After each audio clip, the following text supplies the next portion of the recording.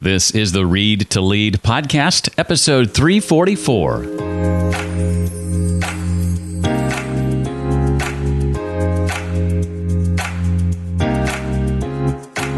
Leadership is not management. Leadership is the act of doing something before you're sure it's going to work. And if you don't feel like an imposter when you're leading, you're a sociopath. Hi, and welcome to the special edition of the Read to Lead podcast. I'm Jeff Brown, and I believe that if you want to achieve true success in your business and in your life, that intentional and consistent reading is a must. Why is this a special edition of the podcast? Well, it's for many reasons, not the least of which today's guest has had a special impact on yours truly. More on that in a moment. That special guest is prolific writer and author Seth Godin. And we're going to be diving into his new book released just last week called The Practice, Shipping Creative Work. I plan to ask Seth to share about trusting yourself enough to do what you were made to do, not what you were maybe brainwashed to do, why he believes that seeking reassurance is futile, why he feels authenticity is a trap, and much more. If you enjoyed today's conversation and you haven't already, I encourage you to check out episode 66 of the podcast, the first time I interviewed Seth. That can be found at readtoleadpodcast.com/066. Seth Godin's books have been bestsellers around the world and have been translated into more than 35 languages. He's also the founder of the Alt MBA and the Akimbo workshops, online seminars that have transformed the work of thousands of people. He writes about the post-industrial revolution, the way ideas spread, marketing, quitting, leadership, and most of all, changing everything. You might be familiar with his books Linchpin, one of my favorites, Tribes, The Dip, and Purple Cow. His book, This is Marketing, was an instant bestseller around the world. In addition to writing and speaking, Seth has founded several companies, including Yoyodyne and Squidoo. His blog, which you can find by typing Seth into Google, is one of the most popular in the world. His podcast is in the top 1% of all podcasts worldwide. It's called Akimbo. In 2018, Seth was inducted into the Marketing Hall of Fame. More than 20,000 people have taken the powerful Akimbo workshops he founded, including the Alt MBA and the Marketing Seminar. His latest book is called The Practice, Shipping Creative Work, and it's already a bestseller. Seth, welcome back to the Read to Lead podcast. I'm so honored to be part of this. You have really built up a body of work, so thank you for doing that. Thank you for being here. I think you know that one of your books, 17 or so years ago, I think it was now, Purple Cow, kind of reignited this love for reading and was responsible for this podcast. And now I'm writing a book about intentional, consistent reading, and you're the guy that started it all. So thank you for being here, and thank you for being you. I sat down and read the entire book from cover to cover yesterday. And in addition to questions I want to ask you, Seth, there's a couple of quotes from the book I just want to pull out and have you riff on, if that's Sure. okay. And the first one comes early in the book that says, you were born to make art, but you've been brainwashed into believing you can't trust yourself enough to do so. Yeah, well, we can decode that a little bit. What does art mean? Art is not painting or even opera. Art is the generous act of a human being doing something personal, generous, that might not work. And all three pieces are essential. Personal, because you're doing it, not someone else. Generous, because you're doing it for someone else. You're not hustling. And might not work is key, because might not work means that there's a risk to it. You're not just putting truffles in a box of truffles. You're not just moving a widget from part A to part B. You're able to say, I made this. And someone else is able to say, it's not for me, sorry. And that is fraught, right? Because we were trained from first grade, maybe kindergarten, to not screw up, to not do something that wouldn't work. So the whole idea of that might not work flies in the face of being a compliant cog in the industrial system. But when we're 60 or 80 and we look back on our lives, we don't keep track of how many times we obeyed the manager's orders. We keep track of that moment when we made something better. And I think that's what we're capable of. And I just wanted to remind people of that. Seth, talk about our culture's obsession with, quote unquote, the outcome and why it's the process that really matters. Okay, so we're going super deep right from the start here. In an industrial setting, there's no point in doing anything if it doesn't get you what you want. And in school, the way we report this is with the following question: will this be on the test? If you have ever said, will this be on the test? You've acknowledged that the only reason you're paying any attention whatsoever is because you're going to get something in return, which is an A. If there was no test, you wouldn't be there, right? So that's not where learning is. That's education. Learning is I need, want, desire this piece of information, this skill, regardless of whether I get a prize beyond it. And so the practice is the act of showing up simply because the journey itself is worth it, whether or not we win. So, when there isn't a pandemic in the world, 80,000, 100,000 people run the New York City Marathon, and 99% of them know they will not win, but they run it anyway. And so if you are obsessed with the outcome, if the only reason you're doing it is because it's going to work, then you can't do art, because art is something that might not work. So you can't have it both ways. And so the argument of the practice is if you have a method, it will always get you better outcomes over time than if you simply say, I will trade right this minute for an outcome. I've read a lot about imposter syndrome over the years, and oftentimes what I've read about it is how to get around it, how to combat it. But you say it's something we should embrace. What happens when we embrace it instead? So what does it mean to feel like an imposter, a fraud, someone who has no right to show up? Well, what it means is you're leading, because leadership is not management. Leadership is the act of doing something before you're sure it's going to work. And if you don't feel like an imposter when you're leading, you're a sociopath, because you can't be sure it's going to work. You can't be sure you're qualified because you're leading. And so when that feeling shows up, the best response is thank you. Thanks for letting me know I'm on the right path. Thanks for letting me know I'm working today. The same way, if you're running and you feel tired, that's a symptom that you're running well. Feeling like an imposter is a symptom that you're leading. I've heard the question asked too, what would you do first or what would you do next if you knew you couldn't fail? But you say that we should start with a different question. If we failed, would it be worth the journey in the first place? Would you expound on that? Lots of times we try to encourage people by saying, if you're sure you were going to succeed, what would you do? And the answer then is I would wish for 3 more wishes, invisibility and flight, because I was going to succeed. But the question I like better is if you're sure you're going to fail, would it be worth it anyway? Is it worth the journey? And that is a really juicy question for me, because what it says is I'm still engaged in this practice, that I still can point to the work and say, even if the outcome didn't follow, I'm glad I did it. I had good intent. I brought my skills to the table. I brought generosity to the situation. And next time, it's going to go even better. Well, when starting anything, I think it's not uncommon to seek validation or reassurance. And I like that you say that reassurance is futile. Why is that? You're the only person who's ever said they like that I say that. People hate this. They hate this. Reassurance feels so good. Reassurance is this moment of saying, well, okay, maybe this is worth it. The problem is it doesn't last. As soon as you get some reassurance, you want more reassurance. Right. As soon as you have said the outcome is all that matters, and I got a little glimpse that the outcome is there, you need to be reminded of that again. It's back to this idea of doing it for the outcome. The alternative is to say, it doesn't matter whether I get reassured or not, I'm still doing it. The next best path is to say, I don't need Oprah to call, and I don't need a 5-star review. I simply need to do the work. Because if I do the work without regard for reassurance, I am way more likely to do better work, which ironically, paradoxically, leads to better outcomes. Riff number 2, another quote from the book I want to share and have you expound on if you don't mind. Authenticity is a trap. There is nothing authentic about the next thing you're going to say or do or write. Your audience doesn't want your authentic voice. They want your consistent voice.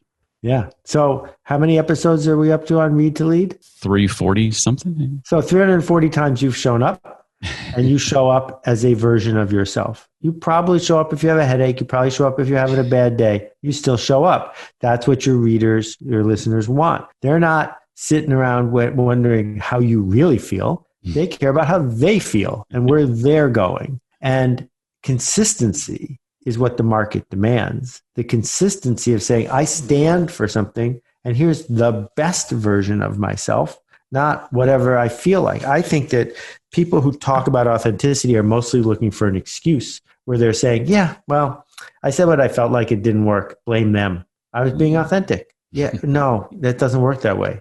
We are here to lead, and leadership is voluntary. Following is voluntary. And if people aren't following you, it's not because of your authentic voice. It's because of the voice you chose. Well said. Let's talk about credentials for a minute. You say that the system established credentials to maintain the consistency of our industrial output, but over time, they've been expanded to create a roadblock. How so? Well, if I'm interested in outcomes, I'm also interested in deniability, because if the outcome doesn't show up, I need an excuse. And so the HR department has come up with a long list of credentials that it looks for. And we want to be able to say, don't blame me.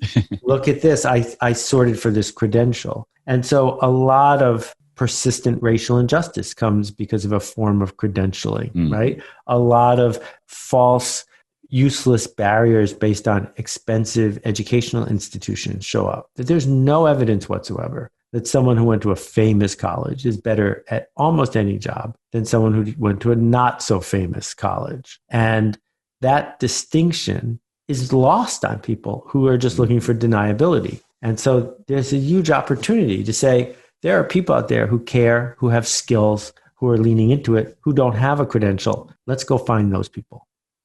Seth, why do you say that we need more bad ideas rather than more good ideas? That sounds counterintuitive. Well, I need more good ideas from other people, but the only way I'm going to get them is if they have the passion to put their bad ideas into the world so that we can sort them out. If you say, I am not going to publish something until I'm sure I have a good idea, then you're never going to publish anything because the good ideas are busy hiding. And the only way to find them is to get your bad ideas out there. Because once you start pushing your bad ideas forward, some good ideas will slip in. And, I talk about my blog, 7,500 blog posts later. I'm going to have a blog post tomorrow, but it's not because it's my best blog post. It's because it's tomorrow. And I won't notice if it's my best blog post until weeks later. And I can tell you that, by whatever measure you would like to apply to my blog, the posts that measure the best are not the ones I worked the hardest on, nor the ones that I was sure were the best. I remember starting out blogging back in 2008 and being so concerned about criticism that I blogged under another name for about a year until I got comfortable with the idea of putting my name on it. Tell me about Chip Conley. Chip Conley changed my life in 1983. And, the world is really small. In 1983, 84, when I was only 24, I met Chip, I met Guy Kawasaki, I met Tom Peters, I met Jay Levinson. Just, it's a small world. But Chip did it because I was the second youngest person in my business school class. And I was at sea. I was not feeling like I was succeeding. And on the fourth day, there was a little note in my mailbox, and it said, would you like to join our brainstorming session Tuesday afternoons at 5 in the anthropology department? And we met every Tuesday for 3 or 4 hours for a year. And there were 5 of us. And being part of something changed everything for me. Being seen, being connected, having this safe place to brainstorm. We came up with more than 10,000 business ideas together as a group. And that's all we did. No outcome was desired other than the act of doing it. And once you've been part of a group that comes up with 10,000 business ideas, you don't fall in love with business ideas anymore. And you do the ones that work the best. And knowing that I could be seen and treated with respect at that age, when there was a scarcity mindset at business school, when people looked at everyone else as a competitor, it was miraculous. And I will never forget what Chip did. There's the use in your book of this parenthetical yet. And I had to laugh when I was reading this section of the book because I remember the first time I ever emailed you about the possibility of appearing on the show. And I dropped a few names of people who had said yes, podcast hadn't launched. And you said something along the lines of, that's a great list of guests for a podcast with no listeners. And then in parentheses, yet. Tell me a bit more about the Parenthetical Yet. Yeah, the Parenthetical Yet definitely saved my career more than once. First, I'll say that no one wants to be hustled. No one wakes up in the morning saying, I wish someone would invade my personal space, shade the truth, and push me because they need something. But, and it's a huge but, we need to tell ourselves a story, because the first time you get on a bicycle, you fall off. And the first time you try to sing, you sound terrible. And the first time you tell a joke, you're not funny. And it goes down the list. You have to add the word yet. I told a joke and no one laughed yet. Because as soon as you say yet, you leave room for, but it's going to get better. And every podcast, including mine, including yours, starts with no listeners. Everyone. Yet. And then, and then, and then. And so what we see around us, the built world, the modern culture, it's all about yet. It's all things that started when they didn't work, and then they did. I mentioned criticism earlier and struggling with that early on. Can you talk about how not all criticism is the same? It's unnatural to feel that all criticism is not the same, but it is not the same. I was walking on the Upper West Side of Manhattan 10 years ago, past this little pocket playground. And from inside the playground, I hear that sing-song voice of a 4-year-old taunting someone, making fun of them. And then I realized they're taunting me. They're making fun of my haircut and the way I'm walking. And I got to tell you, kid didn't lay a glove on me. Whereas if I was 6, I would have been crushed by that experience. But if there's some random kid in a playground on the Upper West Side of Manhattan making fun of my haircut, tough. I don't care, right? And so I haven't read my Amazon reviews in 8 years, 10 years, because a 1-star review will not make me a better writer. It just tells me the person who read that book, it wasn't for them. It doesn't say anything about the book itself. That J.K. Rowling and Harper Lee both have more 1-star reviews than I do, because they have more reviews than I do, not because they wrote a worse book. So don't read them. On the other hand, when Nikki Papadopoulos says, I'm your editor and I think you should change the name of your book, my answer is yes, instantly, because her criticism is worth $1 million, right? Right. She has something to say to me based on genre and history and insight and empathy, and I'd be a fool not to listen to her. So yeah, we have to treat different kinds of criticism differently. Ideas come from a lot of places. One of my favorite places ideas come from is books. Seth, how would you sum up the impact of books on your life, on your business? So books are special for a few reasons. The first one is that they have a Proustian impact on a lot of people who were lucky enough to grow up the way I did, which is they represent curation and thoughtfulness and a lot of, no one writes a book in 10 minutes. And for other people, it's a problem because it reminds them of discipline in school and being bored, which is why most people in the United States only read 1 or 2 books a year, which is astonishing and sad. But the other thing a book does in the nonfiction world is it's all of it in one place. That's not the way a blog post works. That's not the way a YouTube video works. Here it is in one place. I can hand it to someone else. And so the reason I bother with books, I can reach way more people with a blog post, is because I want someone who receives a book to give it to someone else. Because ideas that are spread, that are shared, change our culture. And they do it in a concentrated form, not widely, but in pockets. And so the very idea of your podcast is so generous and brilliant, because what you're saying is this isn't for everybody, but for the people this is for, you can create a circle and make a change happen. And, I still remember reading The War of Art. I still remember reading The Art of Possibility. I still remember listening to Patti Smith's Just Kids. The very day I did it, I remember each of those moments. There are books that I read and reread year after year. And there are other books that I touch and don't remember anything about them. And the last part of my rant is bookshelves are super special.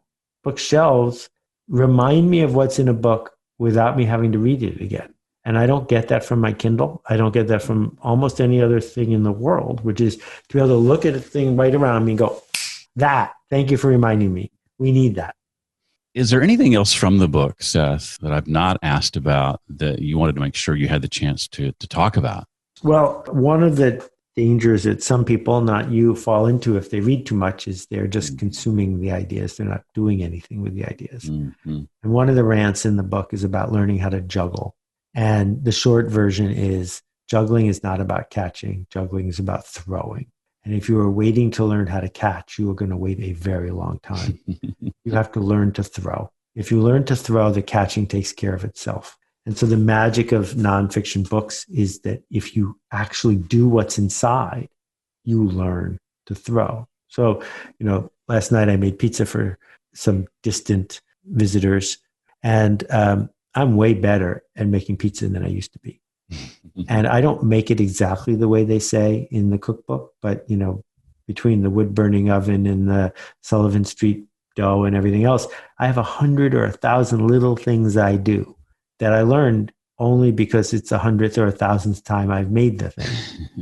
And I could still be reading the book, waiting for the perfect moment to make pizza, and then I never would have made it. Well, the book again is called The Practice, Shipping Creative Work. Is this book 19, book 20? 20. 20. Book 20. Yeah. Congratulations. Seth, thank you again for your time and for being a part of the Read to Lead podcast once again. I hope this moment would come again, and the 6-year wait was definitely worth the wait. Worth it for me. And thank you for being so patient and so generous with all of this. I appreciate your ruckus. Thank you, Jeff. If you have yet to dig into the work of Seth Godin, I want to ask, what the heck are you waiting for? I'm going to put links to many of those resources I mentioned in the beginning of this episode, all those things that Seth is involved in. I'll make those easy for you to find by curating those at the show notes page created just for this episode. That's readtoleadpodcast.com/344 for episode 344. I love getting your feedback on the podcast and specific episodes. If you have anything you'd like to let me know, you can reach out to me directly, jeff@readtoleadpodcast.com. And if you don't mind the occasional email from me in your mailbox, I encourage you to grab my free resource on the 12 best business and personal growth books.